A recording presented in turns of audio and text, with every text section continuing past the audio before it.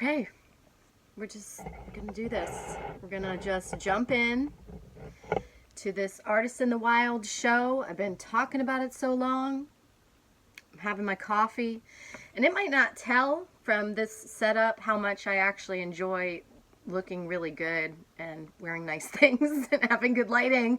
I've been wanting to do this for so long, to just share my life, because my life is interesting and I'm an artist, and my way of thinking, I do believe, affects people, opens them up, changes them. I wanted to do this for a long time, and my life just has been kind of a roller coaster, and really I haven't landed from it. So I paused because I wanted to be more grounded and stable, but I just haven't been. We're just doing it. We're just going to do it. And thank you to my Substack people.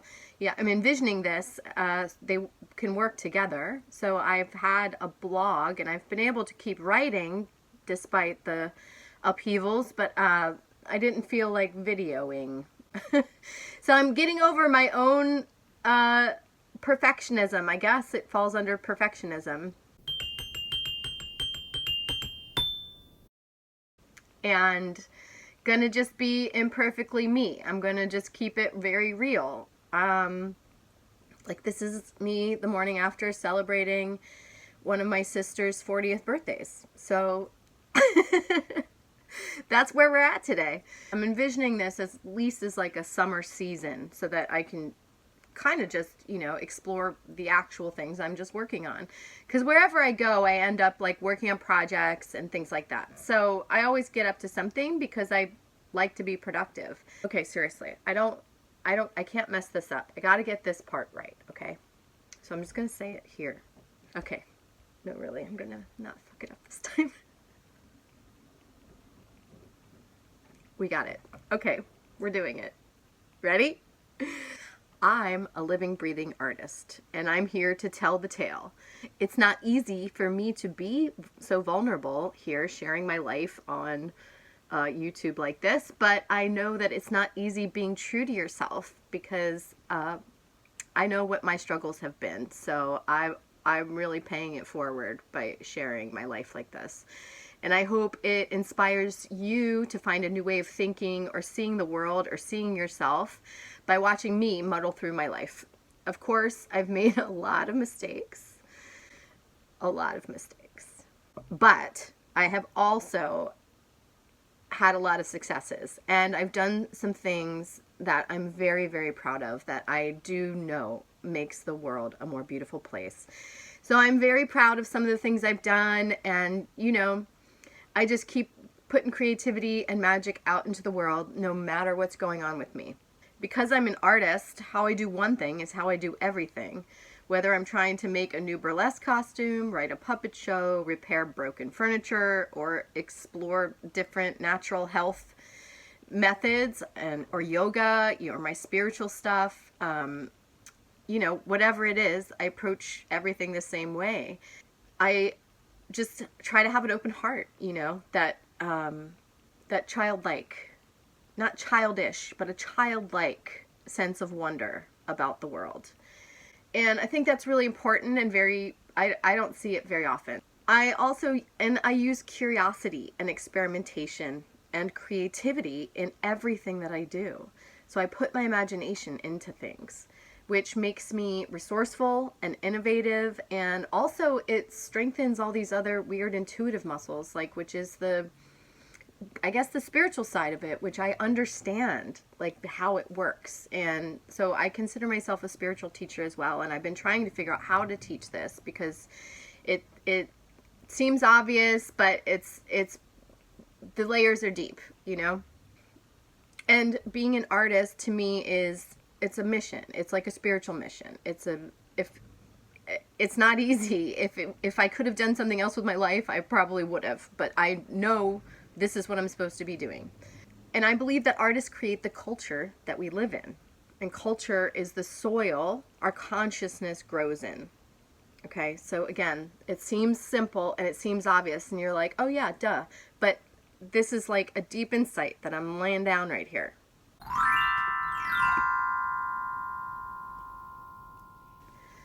soil that our consciousness, that our dreams gets populated with, is the culture. It's the music, it's the stories, it's the books, it's all the films, all that stuff that we take in that populates our dreams. Like literally, it's like the catalog that our consciousness can rummage through to start putting things together for us to figure things out, which is what we do in the world. So then we bring that forward to the world. It's not policies, laws, or politics that help us collectively to dream a better world into reality. It is the music, the stories, the ideas, the images that fill our dreams and start to fire up our imaginations. And the culture helps us to imagine stretching our wings and having more freedom. Like that's what this is about. That's what all the best rock and roll music is about. It's freedom. It's freedom. It's beautiful. There's so much more. Like we really stop ourselves from having fun and feeling free. And it's making the world a sadder place. We don't need to do it. There's another way to be. Our culture has been poisoned. Like we have to be clear on this. The culture is very sick. It has been completely infiltrated. Like influencers took over the spots that were supposed to be for artists. Like things are very, very serious. But I gotta be real right now, you guys, because these are not normal times and nothing is normal. And I'm just saying it. You know, also, like, I might say things that seem kind of controversial, but you should know that I'm an artist out here thinking on the frontier, and I've been doing this a long time. And so I invite you to just accept that someone might have opinions that you don't get or understand. Like a lot of times maybe you're just not there yet, and maybe you will get there. And but I'm there. So like I'm going to keep holding that opinion, and it's going to be okay. We can exist in the world together. All right? I'm done with the being canceled. I'm just going to delete that shit like immediately.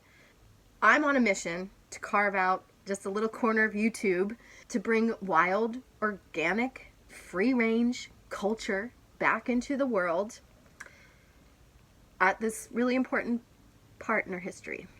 Just bear with me.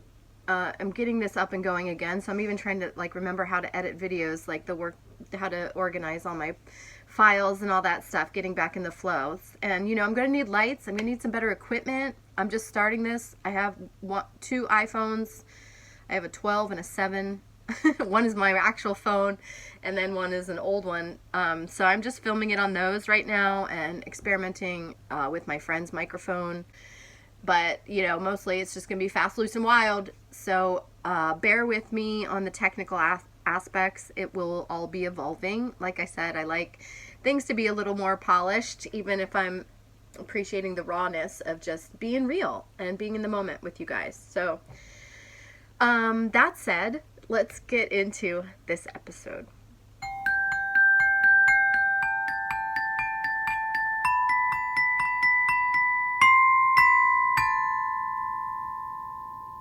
You know, when I left off with this series, I had my studio, and like that's the thing I haven't really recovered from.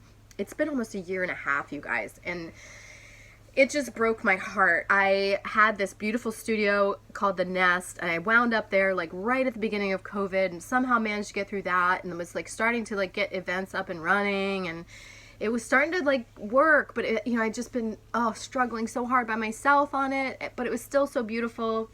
And it was like this little underground venue, which are really important to have these places and like these weird little things happening. We had this snowstorm, Snowmageddon, we called it. It was like 3 weeks of just dumping blizzard. Oh, here's the road.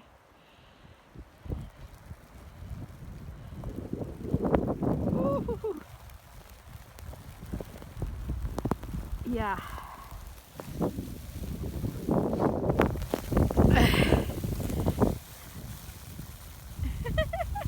And ice, and I mean, we didn't have power or internet for 3 weeks. I couldn't get my truck out for like 3 weeks. It was crazy.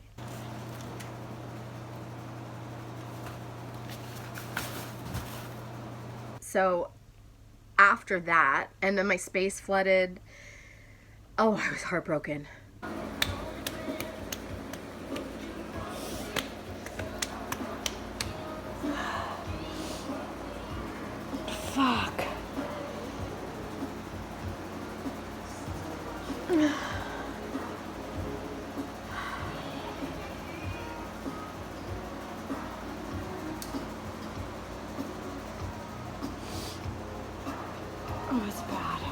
and I had to put all my stuff in storage. I got evicted. Okay. So it would have, I was already on thin ice, but haha, Snowmageddon. But when I had to cancel like 3 different events, and then I just, you know, and I hadn't been working, it had been a natural disaster for 3 weeks. So it was just like, you know, I just couldn't pay my rent. And so I got evicted. Okay, so here's what's left. It's like some props, some furniture, an armoire, bookshelf, table, just one of those couches, the pink one's going. All the lumber from the stage is really heavy.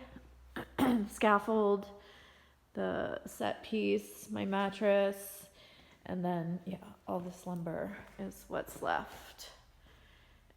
And that, I had to put everything in storage, and then I feel like I've just been drifting since then. I did have the insight this past April, May, I don't know, somehow this crazy situation went down. Maybe I'll tell this story sometime, but I wound up doing ayahuasca for the first time. And afterwards, I was really like, oh my God. It was like, there was like sort of like this before and after where I was like, I was really depressed like back then. And now, at least I don't feel like that. And I was like, whoa, okay. Like I got to start taking care of myself. I just had all this tenderness for myself. I was like, girl, if this has been hard, and like, I love you. We gotta love ourselves through the hard times, you guys. So I've just been kind of like staying with people and helping on their houses and trying to get work. Well, I was in Northern California, and I tried in 2 different towns out there to, you know, get myself up on my feet again. And then ended up back in my hometown in Baltimore for the summer, where I've also just been staying with friends, which has been really great to just reconnect with my old homies and stuff, and, you know, be near my family. It's been great, and I am, you know, really considering coming back. But, you know, in the meantime, you know, I'm still just like trying to get up on my feet so that I can reopen the nest wherever I go. That's the plan. At the moment, I'm at one friend's house, but what we're gonna see is actually the first friend that I stayed with when I first got here. So some of the projects that I got into was when I started documenting stuff, when I was like, oh, I should get the series going again. And so I just sort of put the camera on things I was working on. We'll see if I post any other footage from that time, because this next project that I got into is like way bigger. It's like a much bigger project where I'm at now, and it involves also me carving out a place to work and to make videos, and this puppet show that I decided I want to do on a medieval mystic. That's what's up. I think that's the catch up. I'll jump in if I need to.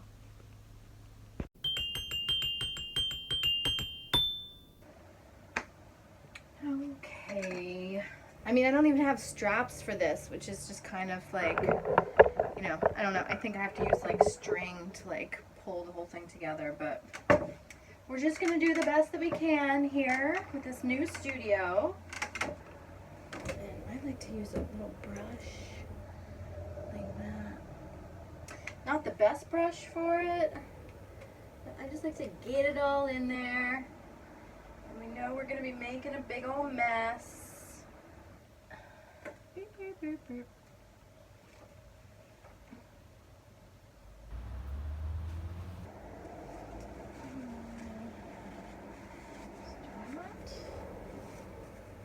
Okay. God, I kind of need glasses, except I'm really resistant. One reason is because I always try to find a workaround, whether that's like something in Eastern medicine or something like that, and there are all these natural vision people that like there's exercises and stuff you can do and whole programs to get your eyesight back no matter how bad, because that doctor says that basically our vision goes like from a trauma, from like an emotional wound of some kind, and so you end up having to heal that, and then it heals the thing that made your vision go blurry in the first place. I haven't done her program, and I need to. It's on the list. Anyway, so I haven't gotten glasses because, you know, they are muscles, and sometimes if I take fish oil, my vision gets better. And if I do my eye exercises, you know, yoga does that a lot too. And then I've made up a bunch of my own too, just like how it feels good, you know, but basically based on yoga, because they exercise everything. All your guts, your eyeballs, everything. That's why I love yoga. Yeah, so I have to do like a weird thing sometimes to see stuff because I'm stubborn, is the point of the story. It's going to help a lot, and then also sealing it, you know, with polyurethane, like the paint and the sealer ends up like holding furniture together a lot. Then this one too. Oh yeah, just wow, did you hear that? Feel that? I know. Getting my muscles back too, you guys. Everything's happening. Everything's happening here this summer.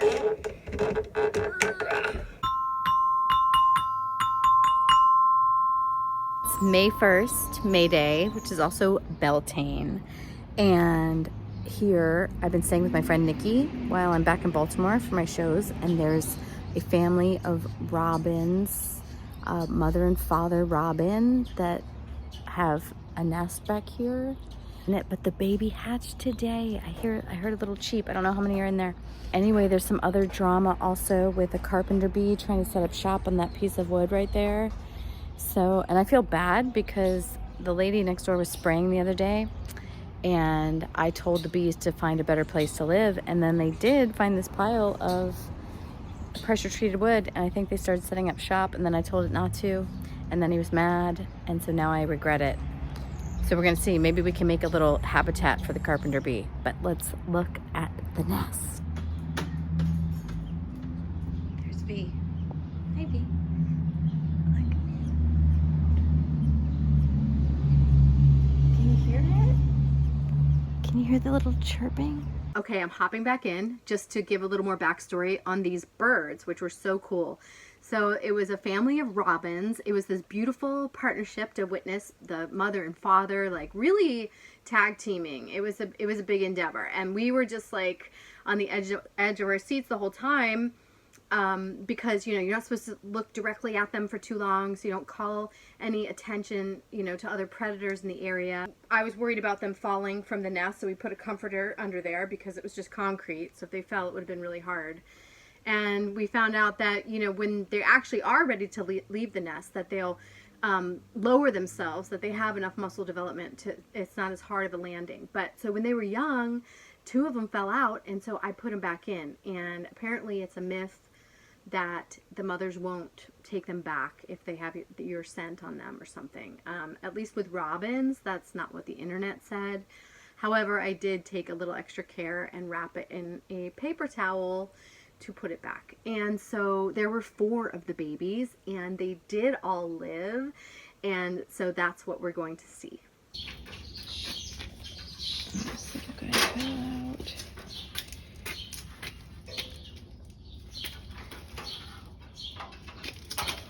Here, honey. Okay.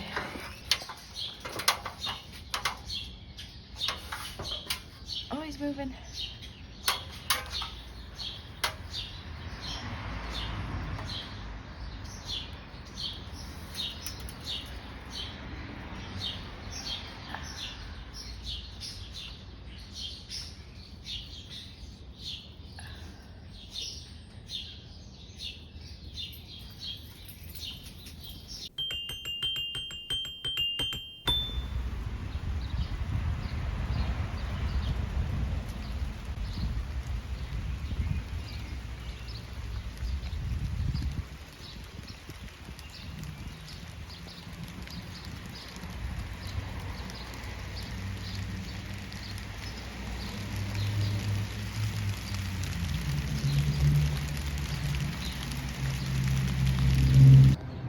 The birds flew out today.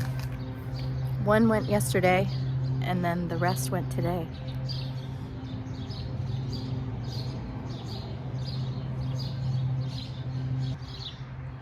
Hi. Hi, little. You made it out. You're doing great. Hi. Doing great.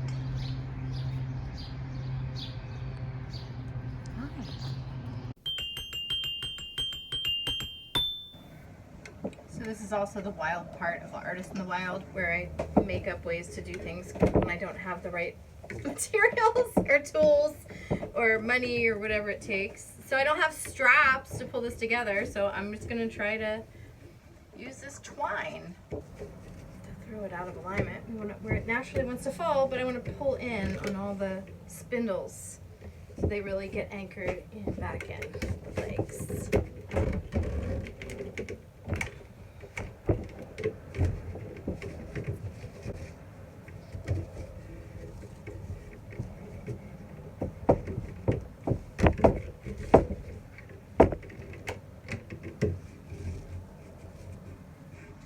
I'll come back in a minute to see if there's any drips, but I'm gonna let that dry and then we're gonna do a coat of polyurethane.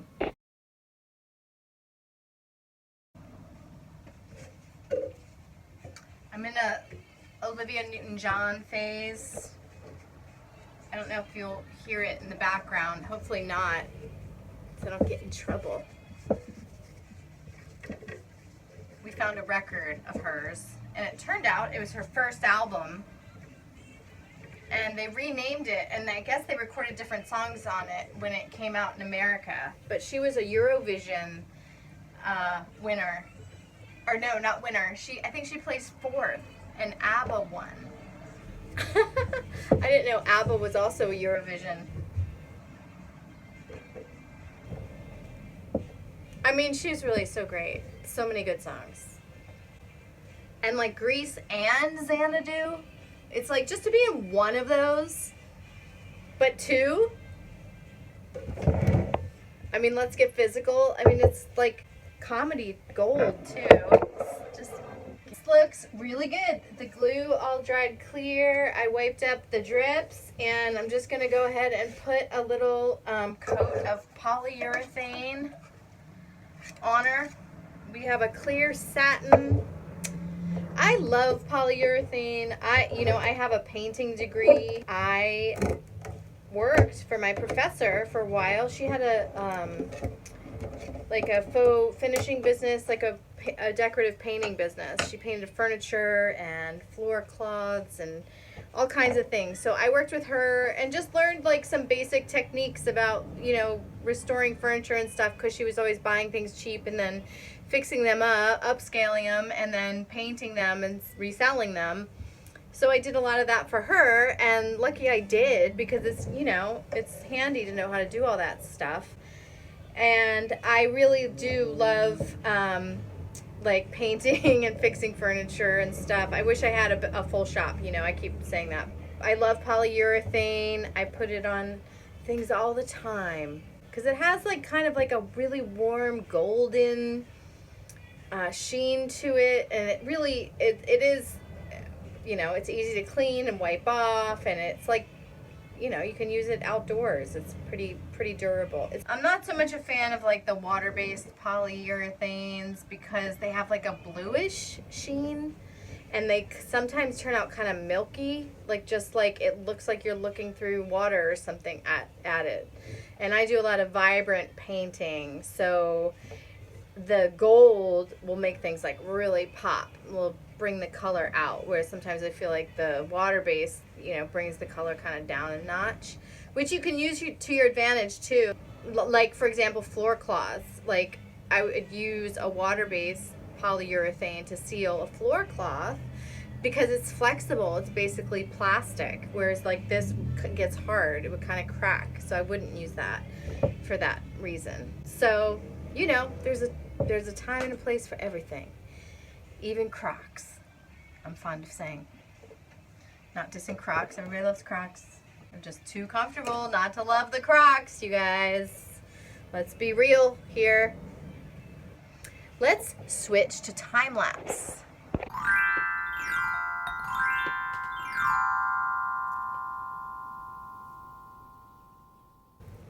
Hey, so I'm going to show you how it looks. I got one coat on of the polyurethane, and can you see like how it's It's like a little uneven, the shininess, even though it's like a matte. It was, like I said, really dry and thirsty. And also on the bottom, same thing, like it's still kind of raw. It's starting to build up a nice finish here, which is good, but definitely gonna need a second coat, and I think I'm gonna just do a little sanding in between. So I wanted to show you that, but more important than that, I'm on my way to a pool party today, and it's for my nephew's 5th birthday, and I love being Aunt Trixie. It's really fun. He went from being into, like, you know, dinosaurs, Spider-Man, Batman. This is a Teenage Mutant Ninja Turtle party, and I thought he was a hop, skip, and a jump away from liking Crocodile Dundee.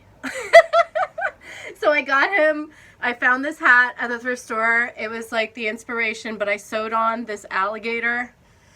I went to like the creepy, ooky, spooky store in Baltimore and got a keychain with a little alligator, and I tied it on with leather cord. And then I also got him, you know, he had like teeth on his, but I figured, you know, my nephew can collect his own teeth. But I got him started with a little crystal, so it's a little janky how I had to sew it on. But you know, he's 5. I just kind of like was like, well, I'm gonna try to tie this stuff on real good for him, and whatever happens, happens. But this is like a beautiful handmade hat. Look, it's like official Australian hat, handmade, really nice quality, which of all the gifts that I give to my niece and my nephews, an appreciation of fine artistry and craftsmanship is at the top.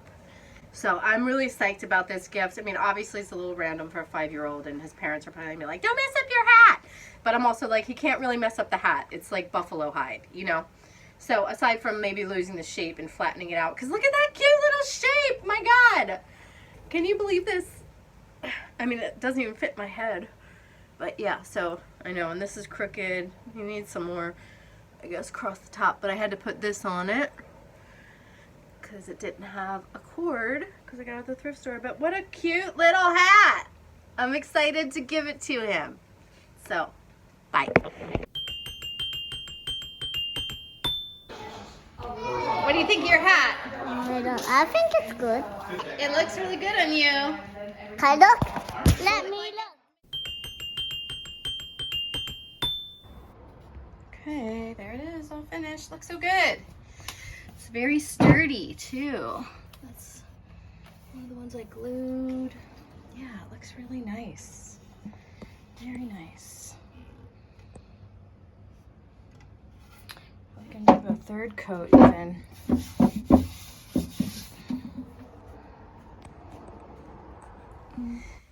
Thank you so much for watching Artists in the Wild. We did it. We're back. I got the episode going. I'm going to be working on the sound. I'm working on all kinds of fun projects that I want to share with you.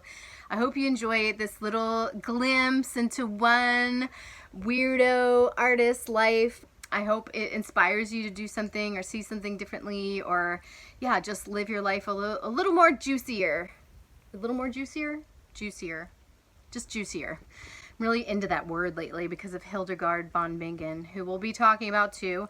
But if you aren't a member of my Substack, you're welcome. There's a free membership where I send out about weekly articles just on different things that I'm thinking about, usually related to spirituality or creativity, which is the artist's life, really. And so there's a free side, and then there's a mystery school side where I'm going to be going a little bit deeper, and I'm also going to be using that side to test out some of these episodes and give them a trial run before releasing them. So they'll be seeing this first before it goes out, and thank you so much. I'm going to end with a little clip, very silly little fun costume that I wore in a show in May. And yeah, it's just goofy, and I wanted to just share a little bit of my performing work because really that's what I love doing, is cabaret performance. So I'll see you in the next one. Until then, mwah.